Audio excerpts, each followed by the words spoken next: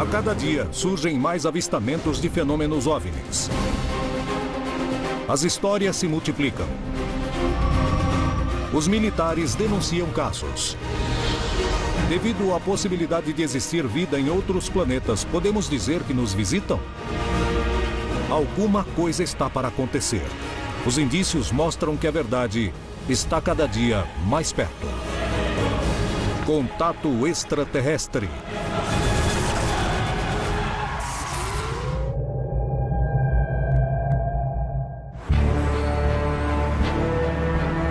A polêmica ao redor do fenômeno OVNI chama a atenção de céticos e simpatizantes. Mas existe uma série de casos que, além de fascinar, causam preocupação. Aqueles que denunciam ataques. Brasil, 1995. 2 pescadores estavam em seu barco quando viram estranhas luzes no céu. O barco parou de funcionar e a luz os iluminou. Poucos dias depois, eles começaram a ter graves problemas de saúde. Peru, Pucallpa, 2008. Um povoado inteiro denuncia a presença de estranhas luzes que os atacam e que queimam rostos. As investigações revelam dados assustadores. Brasil, 1977. No meio do Amazonas acontece uma história de OVNIs e a investigação oficial mais incrível da história do mundo. Uma região inteira é atacada por estranhas luzes chamadas chupa-chupa. O que há por trás desses casos onde moradores denunciam ataques? Estamos diante da presença de armas de desenvolvimento ou realmente são a evidência mais concreta de que somos visitados? Por que se esconde informação sobre as investigações oficiais? Caso sejamos visitados por seres de outros planetas, estamos diante da possibilidade de ser aniquilados? Apresentamos hoje OVNIs e ataques. Há antecedentes nos arquivos militares de aviões derrubados por OVNIs. Há casos de pessoas que agrediram OVNIs e eles responderam automaticamente da mesma maneira. O que eu quero dizer com isso? Não são irmãozinhos cósmicos que vieram salvar a humanidade. Há uma outra razão para ser feito tanto esforço de manter isso longe do público. As pessoas não querem pagar impostos de proteção para os militares. Porque você não pode proteger os nossos céus dessas coisas que vão e vêm. Aí entramos na parte mais difícil desse tema, que tem a ver com a intencionalidade dessa inteligência operativa que está por trás do fenômeno. O fenômeno não tem intenções de invadir o planeta, e sim de tomar recursos. É como se não precisassem de nós. Nós somos os perigosos, porque sempre fomos uma espécie guerreira, lutadora. Então, provavelmente, se compararem as tecnologias na Terra, querem evitar a entrada desses objetos no nosso planeta. Se aqui tentarmos nos defender da entrada de OVNIs na Terra, bem, isso poderia dar condições para um sério conflito. Por parte da presença dos objetos voadores não identificados, não há intencionalidade de agressão. Sim de resposta diante da agressão. A resposta automática. Pelo que eu sei, muitas pessoas, governos e líderes de nações, ainda mais na última década, evidentemente estão se informando sobre a realidade desse assunto. Porque eu acho que estão chegando perto de fazer muitas declarações.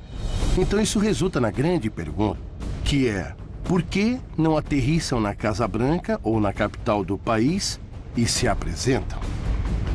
Evidentemente tem a ver com um tipo de acordo, claro, com o livre-arbítrio daquele planeta e seu povo.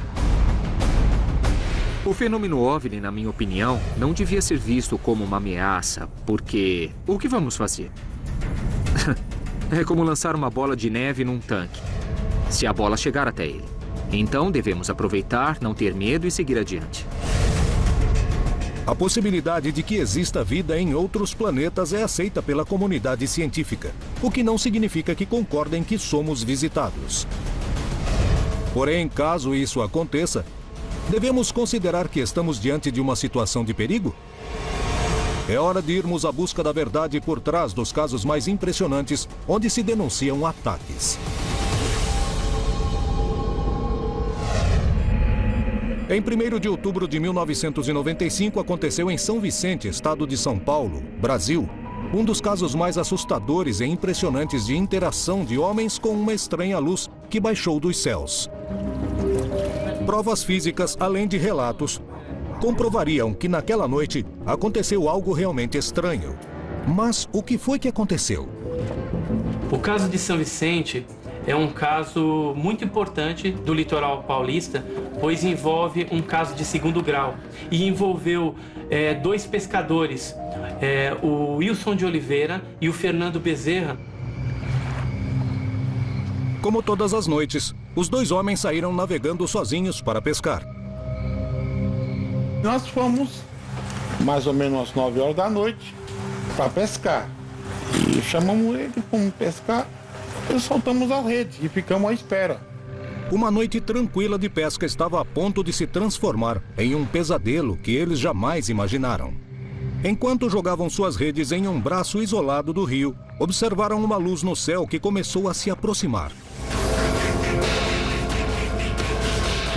Às 11 horas, aconteceu que um objeto veio do céu, não dava para ver ele vindo, porque é muito rápido, parou em cima da gente, acendeu as luzes. Aí ele veio uma luz forte. Aí eu vi aquilo lá, eu corri por debaixo do barco, o Fernando ficou olhando. Não sabia o que era no momento, porque a luz era muito forte e a gente não sabia o que era. Porque era um objeto que não fazia barulho, não tinha fumaça e a luz era muito forte. E o que seria? Não era daqui. Só vi quando tava posando, chegou a posar. Aí eu peguei e se escondi e não vi mais nada. Os homens se assustaram, mas a curiosidade de Fernando Bezerra em entender o que acontecia foi mais forte que o medo. E eu fiquei olhando assim, amedrontado. Queria saber o que era aquilo, Quando quiseram se afastar, perceberam que o motor tinha parado de funcionar. As luzes cortou a energia da embarcação, que era diesel, cortou e o motor não funcionava. Eles estavam sozinhos no meio do rio, totalmente indefesos diante do fenômeno que se aproximava. O que era essa luz? O que aconteceu com os pescadores? Existem provas concretas desse estranho fenômeno? No dia seguinte, os pescadores encontrariam provas incríveis sobre a experiência que acabavam de viver. A possibilidade de que exista vida em outros planetas faz com que muitos se perguntem o que aconteceria se fôssemos visitados. O que aconteceria se nossa espécie se encontrasse com outra? Seríamos aniquilados? A determinação de uma hipótese de conflito não implica nem significa que existirá um conflito. Significa que temos que estar preparados. É interessante ver a política exterior do governo norte-americano. A partir de 1972 mudou. Digamos, foi quando começou a aproximação com a Rússia. Os Estados Unidos propõem aos 13 países da Europa, União Europeia, Rússia, Japão, Canadá, a Guerra nas Estrelas. O programa Guerra nas Estrelas foi uma iniciativa do presidente Ronald Reagan e seu papel público era efetivamente antimíssil balístico. Ele foi designado como um escudo, um sistema para derrubar os mísseis antes de atingirem as cidades americanas, e mudamos totalmente o equilíbrio do poder. Isso foi a teoria. Mas há uma grande controvérsia. A primeira controvérsia é que muitos cientistas disseram que não daria certo. Mas a chamada Guerra nas Estrelas causou suspeitas quanto à sua finalidade. Realmente se tratava de mais um passo na escalada armamentista da Guerra Fria? Ou foi planejada para proteger a Terra do potencial encontro com uma civilização de outro planeta? Essa conspiração sugere que o programa Guerra nas Estrelas não tem nada a ver com os soviéticos, que foi uma cobertura para desenvolver um sistema de armas que nos ajudaria a lutar contra uma invasão alienígena. Seja como uma possibilidade especulativa ou para pessoas que acreditassem em OVNIs e que éramos visitados e que talvez não fossem tão amigáveis como nos filmes como ET e que teríamos que resistir se eles lutassem contra nós e se quisessem nos pesquisar também. E eu acho isso uma loucura. Mas é interessante que as pessoas que acreditam confirmam o fato de que em diversos discursos de Ronald Reagan ele sugere a possibilidade de vida extraterrestre. A possibilidade que eu acho que muitas pessoas pensaram, bom, Reagan enlouqueceu, mas alguns teóricos da conspiração disseram não. Reagan sabia alguma coisa. E talvez, indiretamente, ele tentou falar para nós que ele sabia. Não sei. Pode ser, mas é uma história interessante, mas não tenho provas que sugiram que não seja nada além de história. Temos que entender que o fenômeno OVNI não deveria estar em mãos de ufólogos folcloristas de fim de semana. Isso deveria estar em mãos de peritos em geopolítica, de cientistas políticos, com pessoas que tentam entender como o fenômeno OVNI se manifesta e sua relação com o poder. A possibilidade de que exista vida em outros planetas e que fomos visitados reanima o debate sobre se as Forças Armadas e os governos do mundo possuem evidências que são escondidas da população. O que há por trás dos casos que se denunciam os ataques? Se trata de psicose coletiva? De provas de armas terrestres?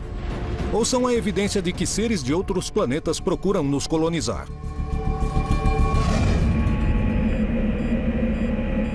1º de outubro de 1995. Os pescadores Wilson da Silva Oliveira e Fernando Bezerra estavam no meio do rio Piacabuco, no estado de São Paulo, quando uma forte luz apareceu no céu e começou a descer. Os homens se assustaram. Depois de permanecer uns minutos sobre eles, a luz seguiu seu caminho e aterrissou em uma ilha próxima. Quando as luzes entrou dentro do mato, aí passou a funcionar o motor. Foi quando nós fomos embora. Abandonamos rede, abandonamos tudo. Fomos embora. Os pescadores voltaram aos seus lares visivelmente alterados. O Wilson chegou em casa com... não falava coisa com coisa. O Wilson estava meio desnorteado. Eu não entendia o que tinha acontecido. Evidentemente, a exposição à luz os havia afetado fisicamente. No dia seguinte, decidiram voltar ao lugar para procurar evidências que comprovassem o que tinham visto. Surpreendentemente, encontraram essas provas. O mato estava retorcido e desidratado. Tirou o líquido do mato. O mato não queimou. O mato não era queimado, era desidratado. Tirou o líquido do mato em volta tudo. Imediatamente, os pescadores se comunicaram com peritos para tentarem compreender o que havia acontecido. Edson Boaventura foi rapidamente ao lugar indicado. Havia uma marca de 5,5 metros de diâmetro e próximo a essa marca havia umas marcas de sapatas, que eram marcas retangulares de 15 por 20 centímetros de tamanho, de espessura, e com alguma profundidade também por causa do peso que esse objeto colocou. O investigador pegou as provas para tentar explicar o que tinha acontecido. O que foi que aconteceu? De que eram essas marcas que ninguém pôde identificar? O caso não terminou ali. Os dois pescadores começaram a sentir em seus corpos os efeitos daquele encontro. E eles falaram. O Wilson ficou com muita dor de barriga, muita dor de cabeça, mas nesse período ele não foi ao médico. Eles tiveram dores de cabeça, tiveram náuseas, vômito, eles sofreram algumas interferências por terem ficado expostos ao campo eletromagnético do OVNI. Meu pai sempre foi uma pessoa muito ativa, uma pessoa que sempre pescou, nunca reclamou de nada. E logo depois, quando meu pai começou a ficar doente, a gente mesmo se perguntava, será que foi por causa, que eles viram a nave? Porque meu pai nunca teve nada, nenhuma gripe. E logo depois começou a emagrecer de uma hora para outra.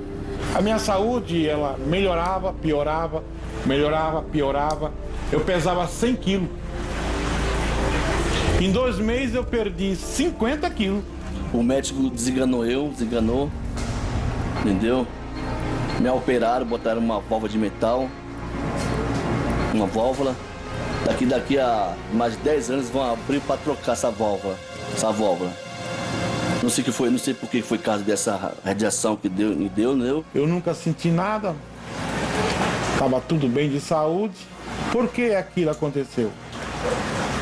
Aí eu fiquei pensando, foi das luzes que eu vi. A partir desse dia, Wilson também decidiu deixar de pescar pelas noites e mudou de profissão. O que foi que aconteceu? De que eram essas marcas encontradas na ilha? Por que começaram a ter problemas de saúde? O que pode ter sido este estranho fenômeno? Os avistamentos podem ser perigosos?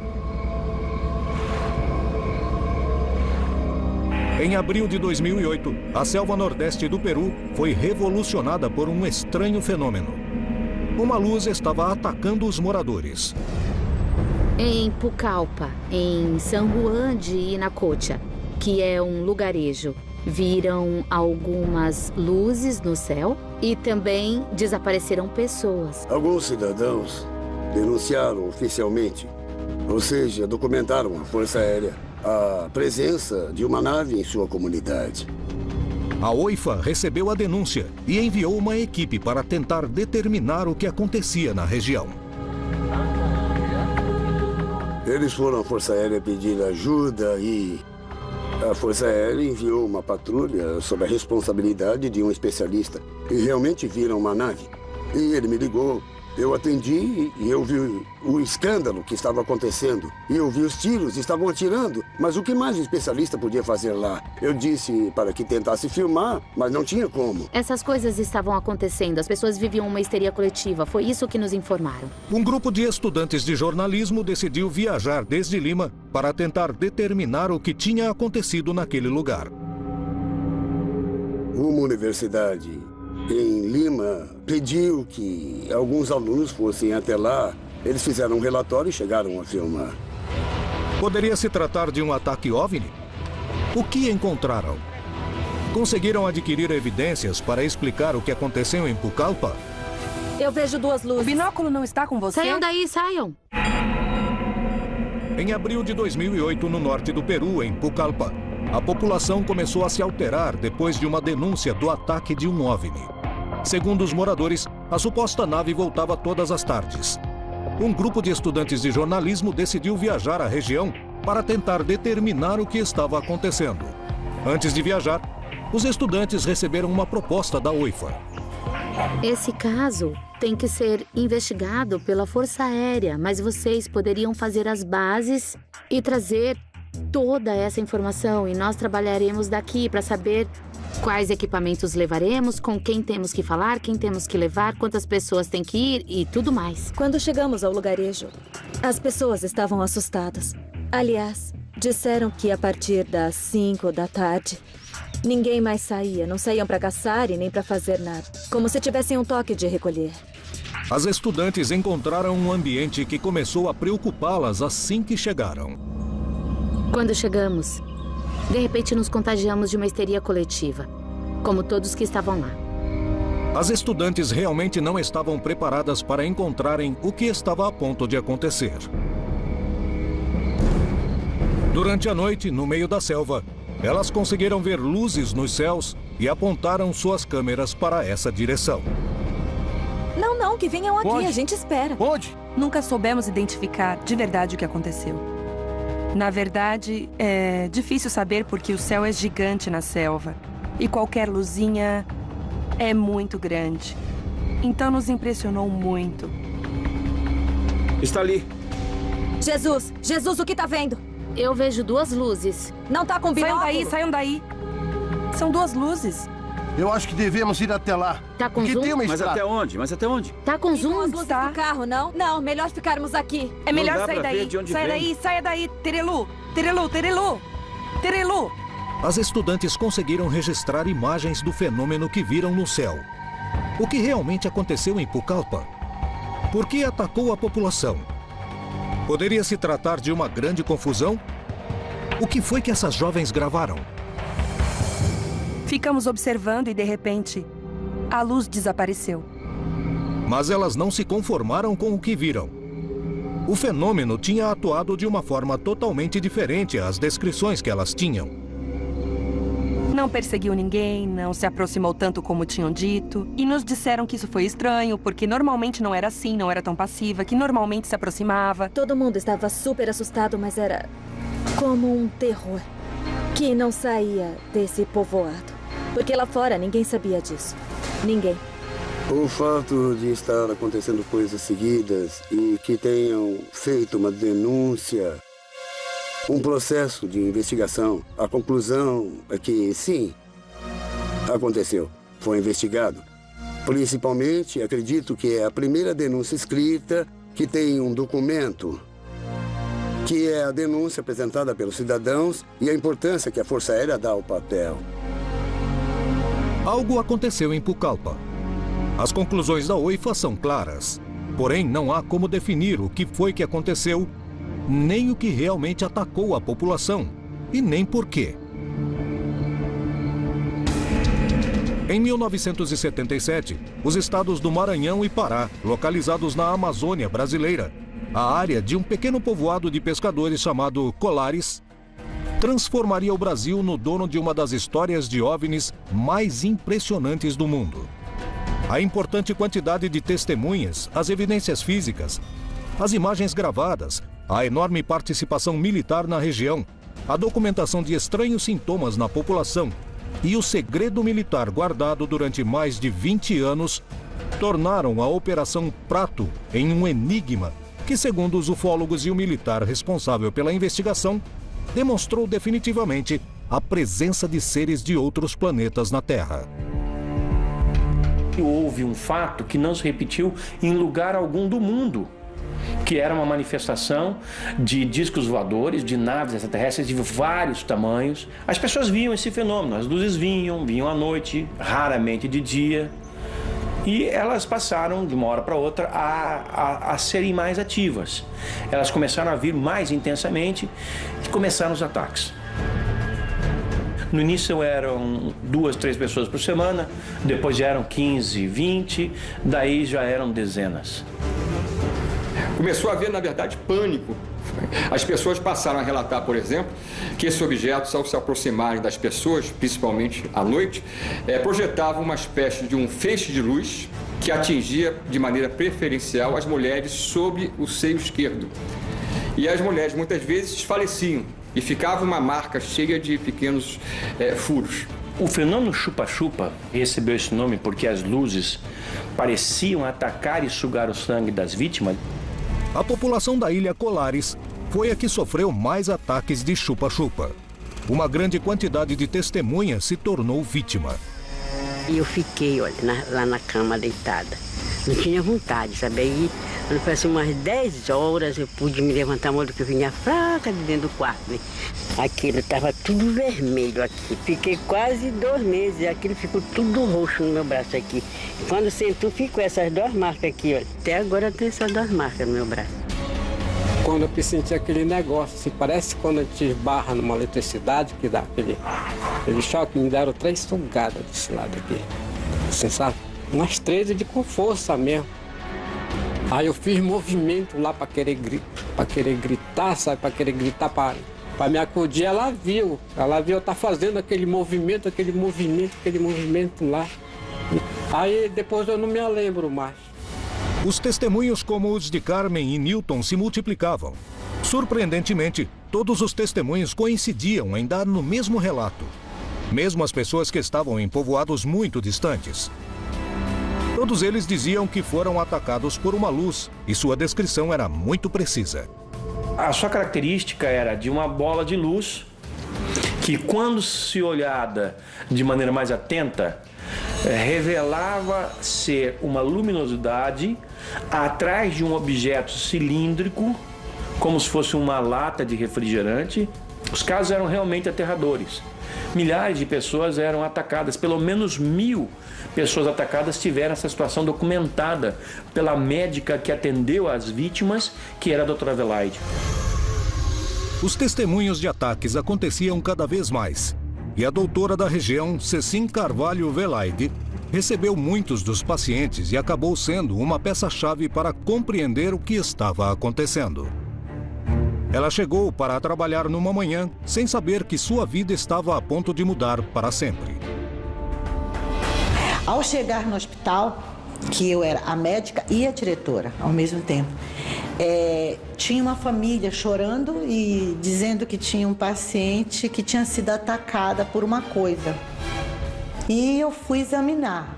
Quando eu cheguei lá, ela estava queimada, totalmente queimada, 2 orifícios paralelos, desacordada, sem astênica, né? Sem força muscular, não ficava em pé, não falava.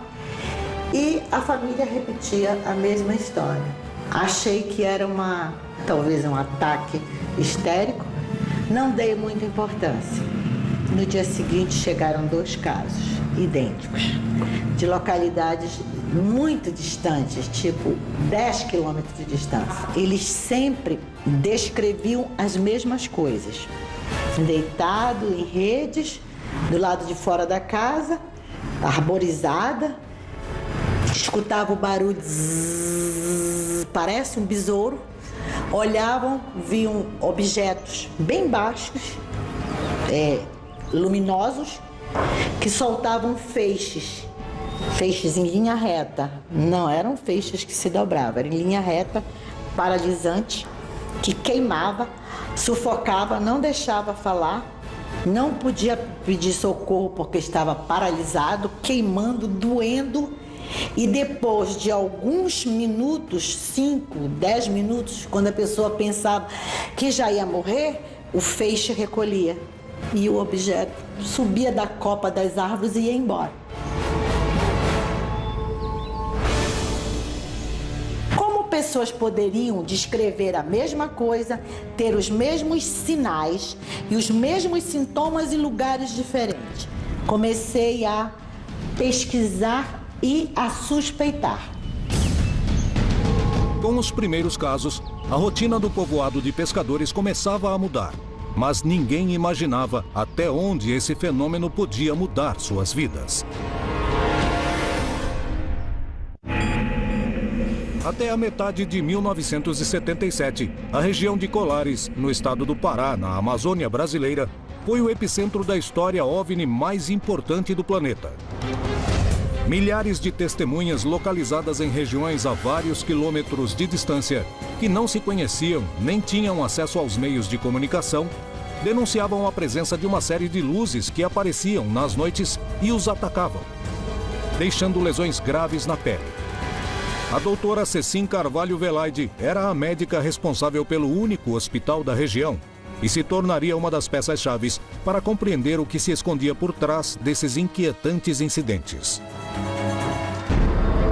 Os ataques eram cada vez mais frequentes e os moradores começaram a se assustar.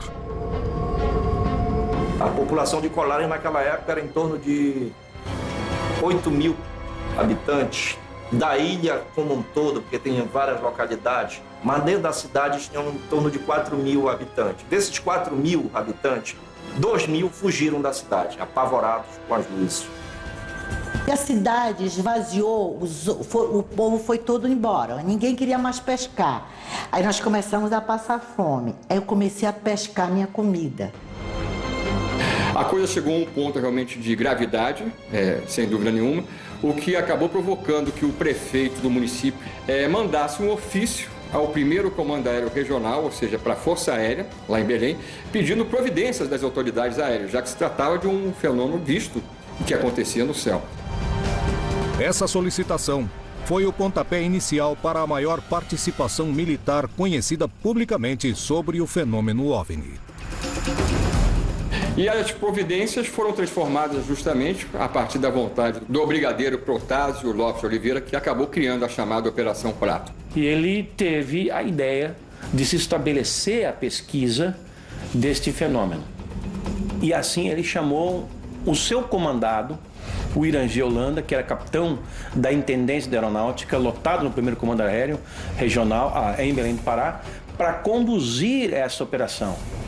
Os soldados, sob o comando do capitão Holanda, chegaram à ilha para tentar determinar o que estava acontecendo. Aí eles botaram radar, telescópios, e todo aquele equipamento em tudo quanto era lugar. Foi passando os meses. Agosto, setembro, outubro, e aumentando, e chegando mais militar, e mais militar. Os militares fizeram um esboço dos objetos que conseguiram ver e que a população descrevia, revelando que algo realmente incomum estava acontecendo. Em uma entrevista dada 20 anos depois que a Operação Prato terminou, Holanda fez revelações assustadoras sobre as luzes que tinha visto. Depois a gente chegou a verificar que pelo menos 9 formas a gente conseguiu determinar, classificar como formas de naves. Alguns eram sondas, alguma fotografia parecia uma nave maior e dela saindo naves menores, depois essas naves menores voltando para essa nave maior. Tudo isso como se fosse uma nave mãe recebendo ou naves ou sondas menores. Poucos dias depois de dar essa entrevista a José Ademar Gevaert e Marco Antônio Petit, o comandante Holanda se suicidou, aumentando as dúvidas sobre o que realmente aconteceu na Ilha Colares. Quando eu cheguei, os agentes já tinham sido enviados para investigar. Por quê? Porque essa coisa estava acontecendo muito na região de Colares. O fenômeno, além de atacar os moradores, começou a aparecer de outras formas, que pareciam mais pacíficas. Tentou fazer contato com os investigadores e testemunhas, supunham. A doutora Velaide seria uma das protagonistas desses estranhos acontecimentos, inclusive para a rotina de Colares. Ela estava voltando depois de atender um paciente, quando gritos a alertaram. Quando eu voltei, começaram a gritar. Corre, doutora, foge. E eu não sabia do que eu tinha que fugir. Quando eu olhei, uma das minhas secretárias tinha caído no chão. Aí eu queria juntar, mas ela era muito gorda. Queria juntar, não conseguia. E o povo gritava das janelas. Quando eu olhei, nossa, a coisa mais linda que eu já vi na minha vida. Tão visível a olho nu que até o brilho do metal dava para ver. Ele estava acima da minha cabeça, do tamanho de um prédio de no máximo 15 andares. E ele andava em forma elíptica, ia e voltava, ia. E ele era, parece um cilindro. E eu paralisada, olhando. Por 2 motivos. Porque eu estava vendo uma coisa que eu nunca acreditei que existisse na vida. Nunca. E outra, paralisada de medo. Porque eu estava à mercê deles. Se eles quisessem me queimar, eles iam queimar. Mas, surpreendentemente, a luz não atacou a doutora. Nos acampamentos militares, também aconteceram avistamentos onde não registraram ataques. Um deles foi captado em vídeo e ainda permanece classificado. Holanda confirmou essa história. Do meu lado esquerdo vinha uma luz muito forte, a mesma luz amarela muito forte. Eu vi aquela coisa se aproximando e fiquei quieto. Depois que eu vi que era muito forte e que estava continuando vindo na direção, eu chamei a atenção dos agentes. Olha lá, aqui é direito. Os caras olharam, prepararam máquina fotográfica, filmadora, tudo. A coisa veio, mas estava baixo. Holanda e sua companhia estavam diante do fenômeno mais incrível que jamais tinham visto. Aí nós vimos uma forma estranha. Uma forma de uma bola de futebol americana. Aquela bola de ponta, muito grande.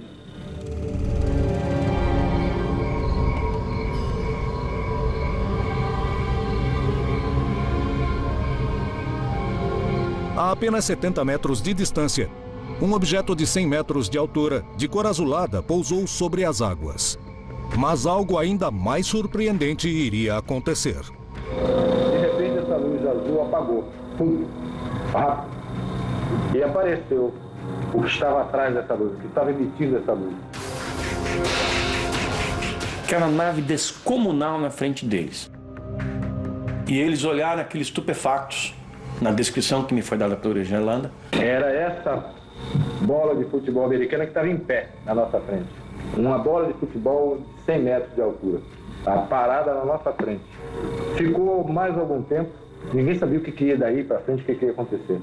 Yolanda viajou a Belém para contar ao seu superior, Otácio de Oliveira, o que tinha acontecido. E recebeu uma resposta que até o dia de hoje causa polêmica entre os estudiosos do incidente e os testemunhos. Ele vai até o Belém e relata, muito animado, muito excitado: comandante, tivemos finalmente o grande contato com as inteligências por trás do fenômeno. Tivemos um avistamento de receber dele a ordem de encerrar a Operação Prato. Eles foram retirados por uma ordem que eles receberam súbita, porque eles estavam todos acampados na praia e no campo de futebol. Dormiram e de manhã, 5 horas da manhã, acordei e estavam indo todos embora. No momento de maior avanço, terminava a operação militar. O que realmente aconteceu com a Operação Prato? Estaria encerrada a Operação Prato com essa decisão? Isso nunca me pareceu ter lógica. Desde a época em que eu comecei a pesquisar esse fenômeno, como é possível? O próprio Orange Yolanda também não entendia. Se um dos objetivos da Operação Prato era travar contato com as inteligências por trás do fenômeno, como é possível que quando isso tenha ocorrido, a Operação Prato seja desativada? O que realmente aconteceu? Por que deixaram de investigar, pelo menos oficialmente? Anos depois, os ufólogos conseguiram que uma parte da investigação fosse revelada pelo governo do Brasil. Dessa maneira, pelo menos uma parte do relato de Yolanda seria comprovado por documentos oficiais, mas as filmagens jamais vieram à tona. A Operação Prato é a prova mais contundente da interação com seres de outros planetas ou foi um cenário para esconder provas de armas militares? Era uma cidadezinha esquecida e afastada. Quem sabe, quem se preocuparia, se lembraria de Colares? Alguém usando determinados dispositivos tecnológicos e equipamentos decidiu transformar essas pessoas simples e humildes em verdadeiras cobaias, em verdadeiros porquinhos da Índia.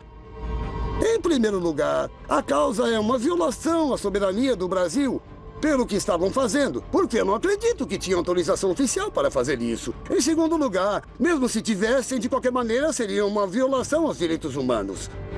A hipótese de que todos esses eventos ocorreram na região seja consequência de uma experiência militar, eu acho pouco provável, porque os próprios militares foram convocados para investigar o fenômeno.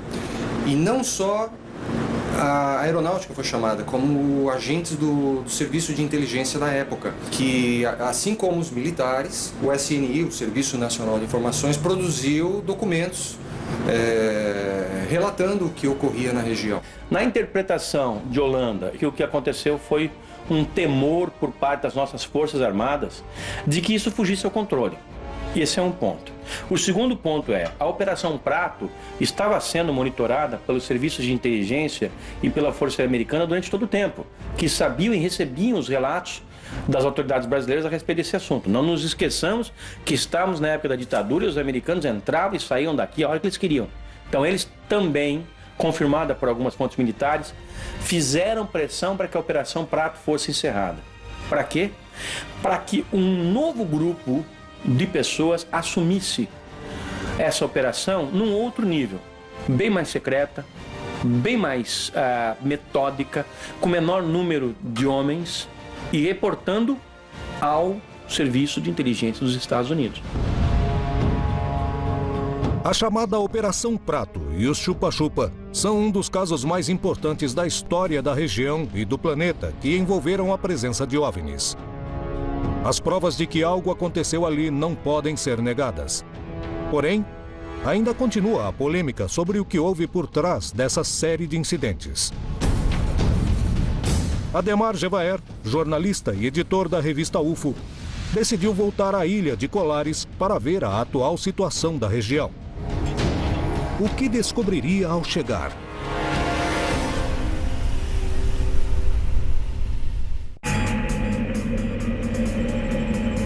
Ademar Jevaer, editor da reconhecida revista UFO, decidiu voltar à ilha de Colares mais de 30 anos depois para tentar determinar se ainda existem avistamentos e ataques à população.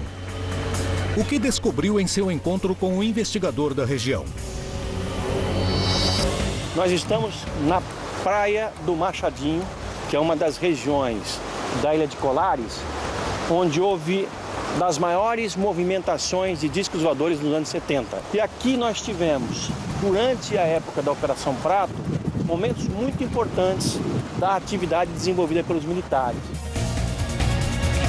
Na região da Ilha de Colares, onde o capitão Holanda Lima teve seus maiores avistamentos, Gevaer se reúne com Hilberto Freitas, um jornalista e investigador que desde a década de 70 reúne as histórias de luzes estranhas que são vistas na ilha. Ele afirma que até o dia de hoje se apresentam muitos fenômenos OVNIs na região. Beto, você já teve algum avistamento aqui na Praia do Humaitá? Eu verdadeiramente não tive um avistamento, mas outras pessoas tiveram, inclusive com nave-mãe e outras naves entrando e saindo da nave-mãe. Negócio espetacular. Estão cansados de ver, sair de dentro d'água. E lá os pescadores, muitos pescadores já me falaram a mesma coisa. Eu acho que Colares é um dos maiores laboratórios do mundo, laboratório natural, para esse tipo de estudo e de outros tipos também, de outras coisas que continuam ainda na lista dos mistérios, né? Em Colares, não aconteceram novos ataques a seres humanos. Porém, os avistamentos continuam acontecendo até o dia de hoje. A população ainda convive com o estigma desse fenômeno ocorrido há mais de 30 anos. Ainda guardam centenas de perguntas que ninguém soube responder. Ao longo do continente, as histórias de avistamentos de OVNIs se repetem e muitas vezes denunciaram que as luzes causaram danos às testemunhas. Estamos diante da presença de provas de armas desenvolvidas pelo homem no mais absoluto dos segredos? Estamos sendo visitados por seres de outros planetas que são agressivos? Se trata de danos colaterais? Devemos temer um ataque? Não acho que sejam hostis, provavelmente porque, se fossem, já teríamos presenciado e descoberto alguma coisa. Não acho que o fenômeno OVNI seja uma ameaça, porque eu acho que uma espécie que controla a viagem interestelar, pelo menos para mim, desenvolveu o padrão filosófico e moral que diz a eles que se eles encontrarem uma sociedade que está abaixo deles significativamente, deixarão em paz até terem a chance de chegar a um nível semelhante de tecnologia como o deles. A história tem mostrado, e sabemos que tem mostrado, alguns contatos com alienígenas no passado, com as histórias da América Central, México e outras, até aparecendo para os nativos americanos. Nós estamos em perigo. E sempre me surpreendo quando as pessoas me perguntam: você não tem medo deles virem à noite e nos comer como sobremesa? Claro que não tenho medo, porque se fosse esse o caso, primeiro, já teria acontecido há muito tempo. Então, tenho certeza absoluta que tem alguém lá fora. Mas eu, pessoalmente, não acho que sejam hostis. Acho que são curiosos. E o que tem de errado com eles?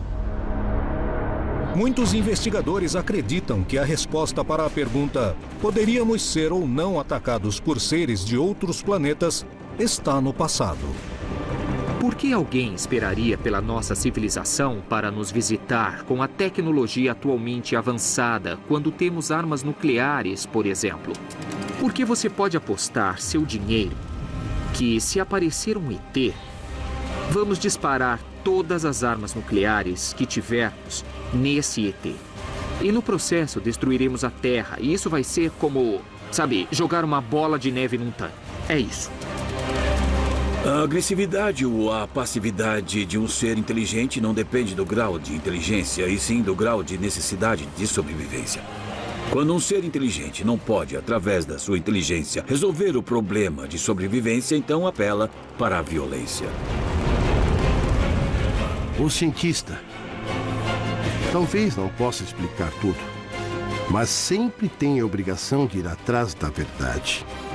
E talvez possamos resolver todos os enigmas do universo, inclusive o grande enigma da própria origem do universo. Levará muito tempo, mas o resolveremos. As histórias de OVNIs e a possibilidade de que exista vida fora do nosso planeta causa a fascinação dos homens, que destinam recursos para investigar os mistérios do universo. Mas alguns mistérios relacionados a esse fenômeno poderiam encontrar explicação no planeta Terra. Estamos sendo visitados? Apesar das respostas ainda serem provisórias, o homem se aproxima cada vez mais de revelar essa dúvida. E é hora de ir atrás de toda a verdade sobre o fenômeno OVNI na América Latina.